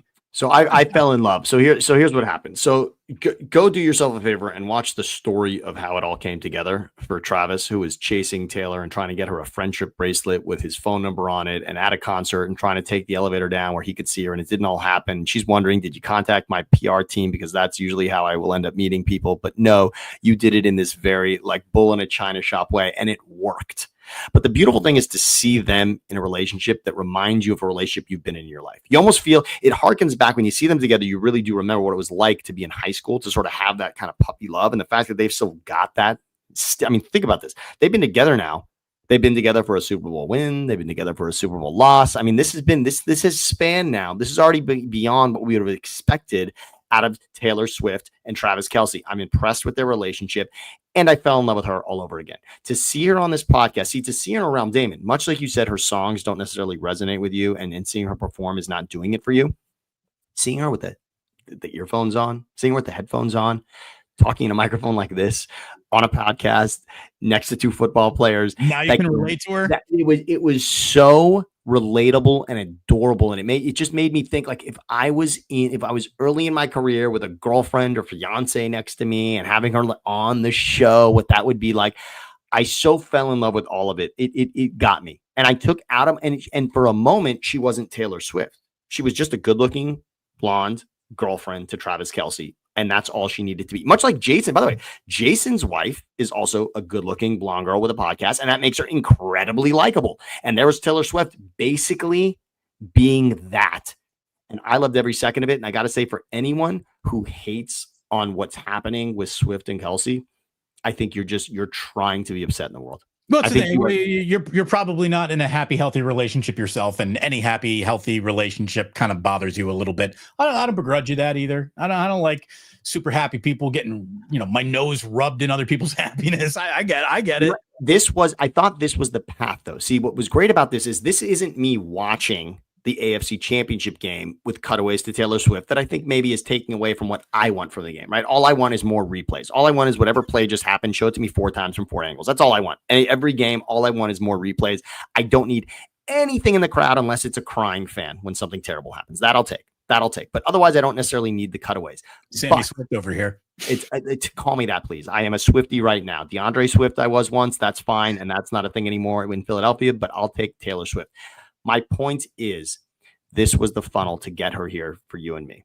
She's on a sports podcast, and she just showed up like a cool guest, and that was it. Yes, they revealed the album, and there was all of that ridiculousness, but to just hear her tell the story about them, to hear her, by the way, to hear her excitement over when they drafted Xavier Worthy because because of her ties to Texas. I mean, it was just one. Xavier Worthy might have been watching and was like, that's a flex.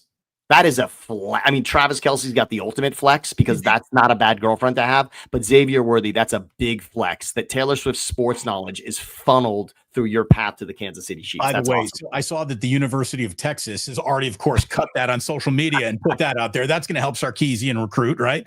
Taylor's watching the roster, see who might get drafted by the Chiefs. Somebody in reaction to that, though, was like, hey, you know what? This is all really great. But let's be honest. She thought Rashee Rice was a concession at Arrowhead before he was. That would be a delicious dish. If he ends up not playing this season, you're right. They need to have that. That should be that. I'm surprised. Dodger Stadium would have something like that. Or are you going to get the Rashee Rice? What are you going to? Rashee Rice is unbelievable. It really is.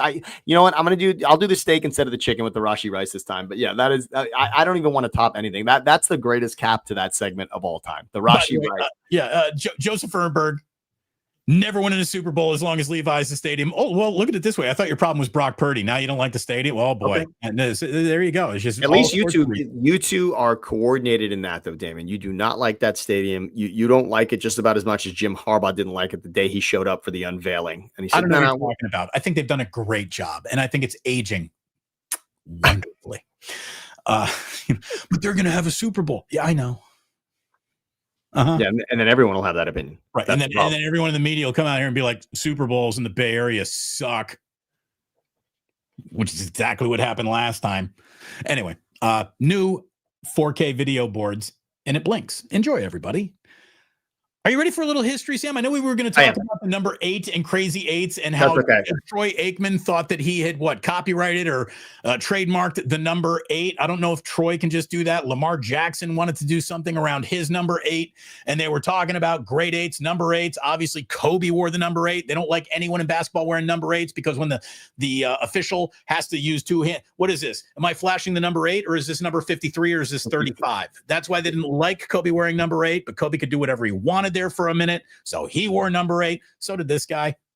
I mean, look, the fact that there's a football conversation about the number 8 and who deserves it, and Aikman's got certainly a right to the title, but Steve Young, that's 8 to me. And I am not a Niners fan. Look, I know a lot about the Niners, but that's the prettiest 8 on a football jersey. It's a good looking 8, man. It's also just a great jersey, right? I mean, it's a great jersey. That's just clean. Steve McNair wore number 8, right? Another great one. And then if you're talking about the all-time ranks, I think it's a Kobe conversation. I think it's Kobe and it ends there. And then if you want it, Kobe was two numbers.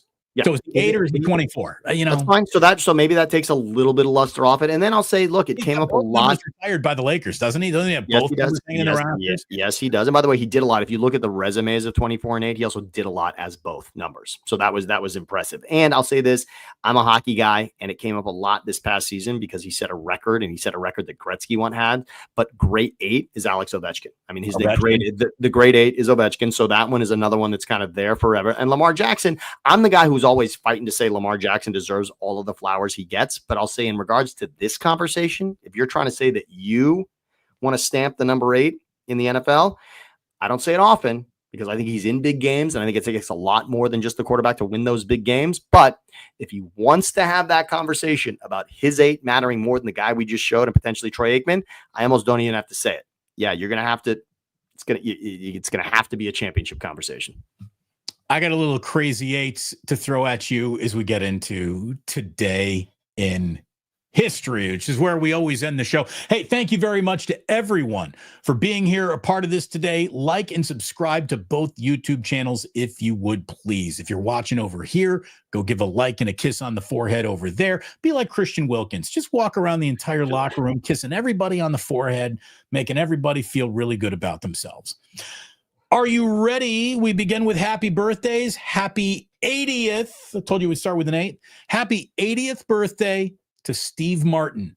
Steve Martin today, 80. This guy's still funny as hell. Still great. Still Steve Martin. The King Tut bit still kills from Saturday Night Live.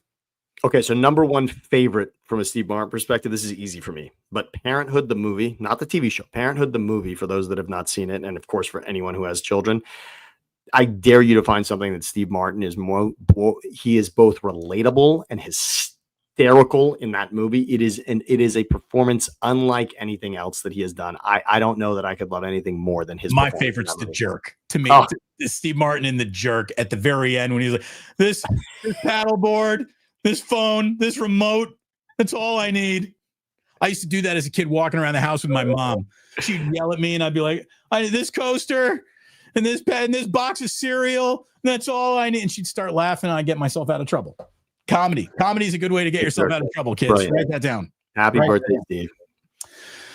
Happy 78th birthday to the current resident of the famous Spreckles Mansion here in San Francisco. You know her best as romantic author Danielle Steele. She's got one of the most impressive pieces of property and one of the most impressive hedge lines you will ever see right there on the corner of the top of Pacific Heights. Danielle Steele, 78.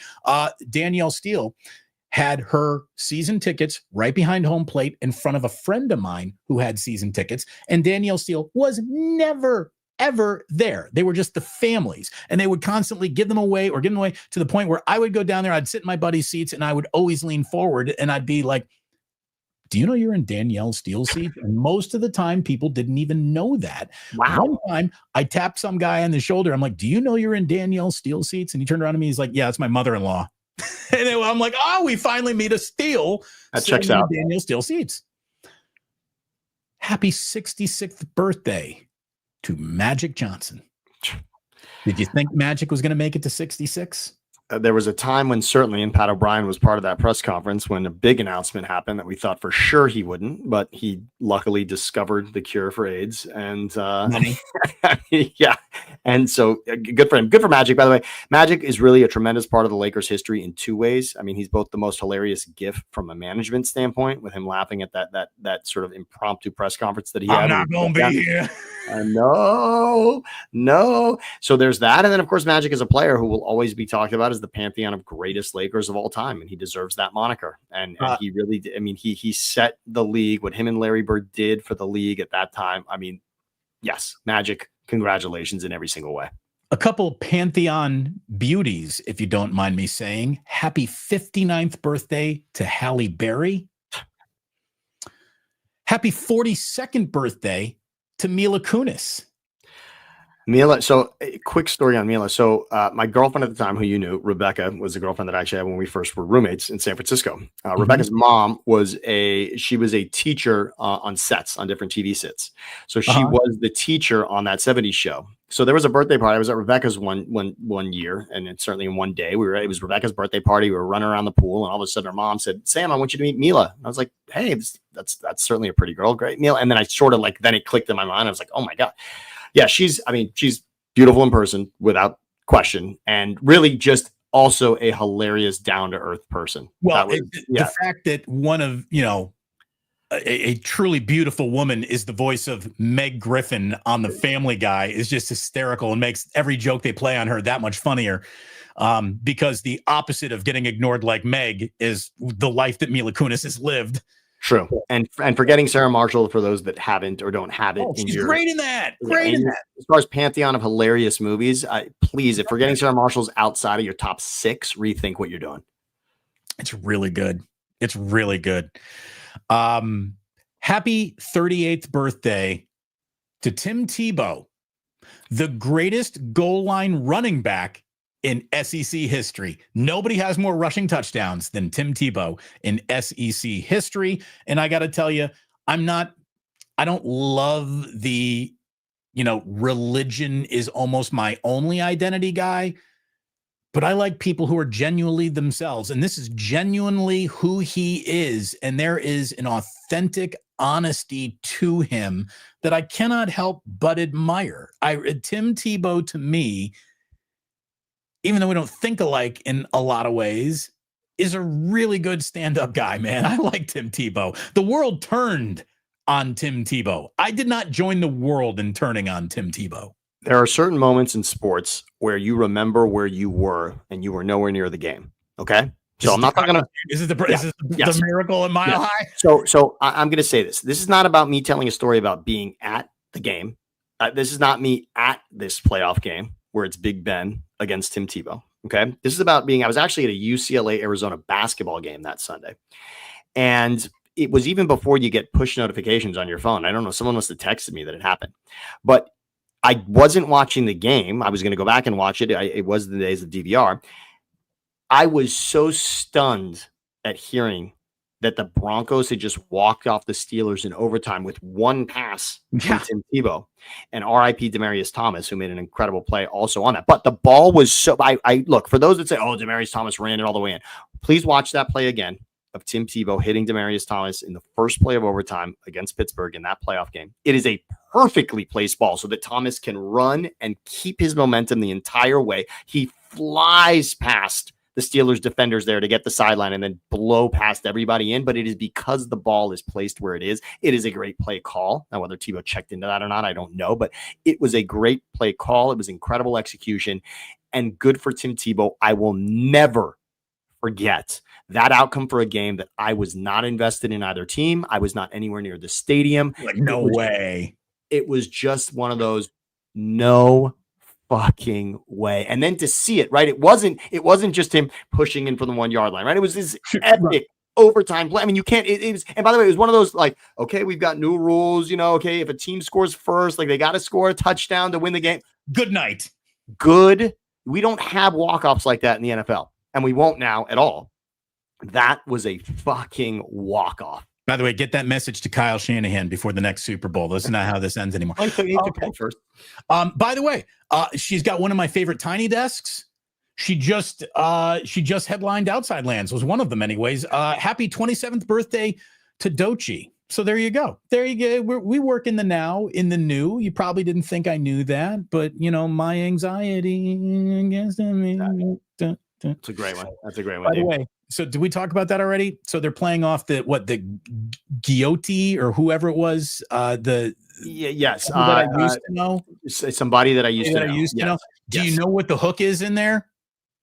Do you know what the hook is? Did we already talk about this? I'm sorry. I don't know. We did. No, we did. No, we did not. And I love it. Yeah. Do you know why that song was instantly so recognizable to you?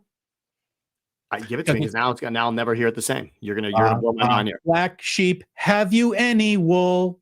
Yes, sir. Yes, sir. 3 bags full. It's the remix of Baba Black Sheep. Dun dun dun dun dun dun dun dun dun dun dun dun dun dun. Wow. It's fucking Baba Black Sheep. They're like, dude, whose beat is that? Is that Timbaland's? No, that's actually Mother Goose. It's that's a ticket I want. The Mother Goose concert is the next ticket I want. That is incredible. Yeah, tremendous song. Both are great songs. I mean, Anxiety is a tremendous song, but obviously I'm not even going to call it the original now. But I will say the Somebody That I Used to Know, tremendous track. Baba Black Sheep.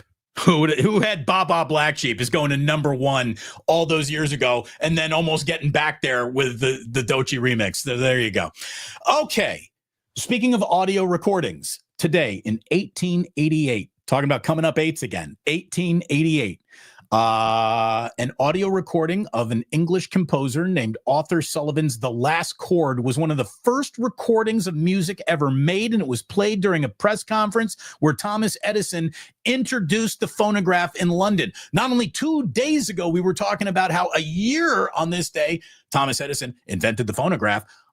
Almost a year later, he's in London showing it off for the first time with The Lost Chord. So I didn't even know that was one of the first audio recordings of all time. And then they went straight to the Taylor Swift New Heights podcast, and it was a monster. Today, in 1893, France became the first country to introduce motor vehicle registration. So let's see. The French gave us French onion soup, the menage a trois. Well, wait, you didn't. Number one, fries. Fries. Yeah. We got to get right. I mean, I think we'd have to go there. Potatoes have never had a better agent than France. The French fry is certainly #1 there. But you're right. I thought about this the other day. Potatoes are a joke we use against the Irish. You give them to the French, they're like, oh, pommes frites. Absolutely. Every time, minus the mayonnaise. Regular Ryan. I saw Mother Goose at Coachella, man. Pitt was insane. Thank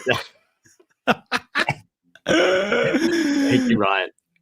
Let's see. Today in 1945, Japan accepted the Allied terms of surrender in World War II. I mean, good night, everybody. Right? Good night. Just can I drop this mic off this table right now? Yeah, that's a glorious one. Yeah. When you drop the unconditional surrender, you pretty much had a good afternoon. You're just waving it. Yeah.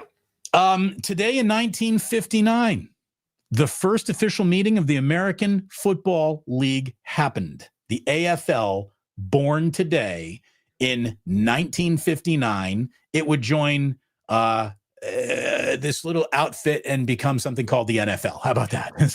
So I want to. Everyone fights change, and I wish I could go back to the moment and be a fly on the wall for when football games were first. When people were watching it, like, what the fuck are they doing out there? Like, how confusing is that game? Somebody was deeply against that merger, right? Who was the sports column? Who was the Skip Bayless who gave the worst hot take of all time? This will be the move that sinks football professionally in America. Football is soccer. Of course, football is soccer. It's not whatever they're doing out there. I mean, I guarantee, because the game is fucking weird. I mean, you ever date somebody or have a new friend who doesn't know about football, and you try to explain it, you realize how insane you are. It makes no sense. A touchdown's worth 6 or 7 or 8. You can get 2 points. You can get 1 point after a field goal. A field goal's worth 1 or 3. It's just like there's nothing about it. It is a little all over the place, but it's great. It really is. We're going to keep on watching no matter what they do. I do know that. Today in 1975, the Rocky Horror Picture Show officially opened in U.S. theaters, and it is the longest running released film in the history of cinema. And I can tell you with absolute certainty, as movies die, as theaters close, somewhere tonight in America, at midnight, they're showing the Rocky Horror Picture Show somewhere. It's incredible how that held on, right? I mean, of all the things. Here's the thing. It's not even good. The music isn't even good. The movie sucks. But for whatever reason, that was chosen. It defines cult classic. There's really nothing that makes sense about it, and yet here it still is. Now, if they had to dissect why, the right show to maybe figure that out was launched today in 1994 with one of the single greatest interviewers of all time. Today, we got Inside the Actor's Studio. Remember Inside the Actor's Studio? Oh, I remember it very well. Oh God, what was the James? I don't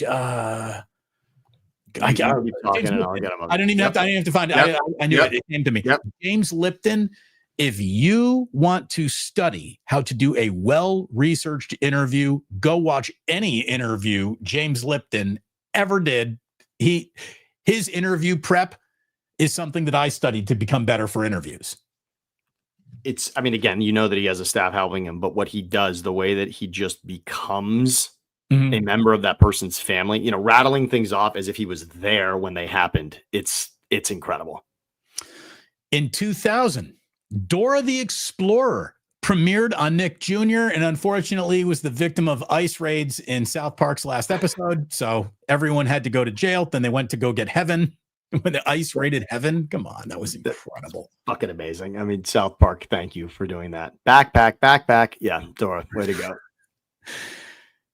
Finally, today in 2016, Jamaican sprinter Usain Bolt won the 100 meters at Rio's Games. He became the first person to win the event in 3 consecutive Olympics. He would later claim an unprecedented 3rd straight gold in the 200 meters.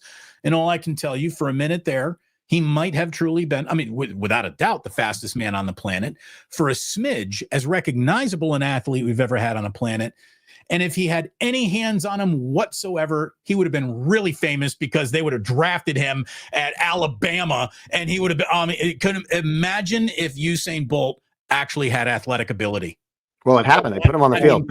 Football. No, it was tried. They tried it. He tried it. He put on a helmet. He couldn't. The running with the helmet was a problem for him. It was not going to happen. But yes, I would love to see. I would watch him. I think Tyreek Hill raced a cheetah once. I would absolutely, or maybe it was CJ2K who did it actually. But I would watch that. Usain Bolt could beat any animal. It was amazing. And just in regards to Jamaicans, shout out to Ali's cousin, John Turtletap, who directed the movie Cool Runnings. As far as putting Jamaica on the planet, John Cool Runnings. John Turtletop is Ali's cousin, yes, and he is famous for one of the greatest Jamaican stories of all time. Cool Runnings, yeah. There you go. I had no idea. God. So is your house just like, do you have like an original Cool Runnings movie poster hanging somewhere in your house? At his house, really, at his house, it's great. Even in the bathroom is a great article about Cool Runnings. Good for him. He's an awesome guy too. Yeah, it was tremendous. Yeah. He's directed a lot of movies. Oh yeah. The Meg is another big one that he's done recently. Oh my God, that is one of the greatest pieces of shit bad movies of all time. Really, it's such a great creature feature. Exactly, but nice for that. Yeah, not a bad paycheck associated with that one. Of course not. Yeah. By the way, Nathan just dropping a super sticker. Some thank you, bouncy guy over here. Thank you very much, Nathan. We sure appreciate you, and we sure appreciate everyone who spent some time with us today. Thank you very, very much. One last time. Ike's, thank you. Go get a sandwich at Ike's today. Sign up for that Love Rewards program. We want to thank our good friends at the Dubliner West Portal. Great place to go get a cocktail, a drink, to make sure those CJ West hyperextended his knee blues away. Hopefully no one else was hit by a car in Henderson, Nevada today. We will get the butcher's bill. I don't know how many Niners survived this joint practice with the Raiders. We'll get our body count here later in the day. But I thank you very much for watching. Please hit like and subscribe on both of these channels and be back with us this time next week for Sammy's weekly appearance. It is too much fun to not keep doing. Brother, thank you so much. I love it always. Happy birthday yesterday to Aunt Marlene, by the way, who is she is the chef for the Hamantash. We will get those back on board. How come I haven't got a box of Hamantash? Happy birthday, Aunt Marlene. Get on it. We got to fix the website. Fix that website, Aunt Marlene. Thank you very, very much. And in the meantime, thank you for joining this website, this channel. We really do appreciate it. And as always, we let you know the sports don't build character. They reveal it. And like that, they're gone.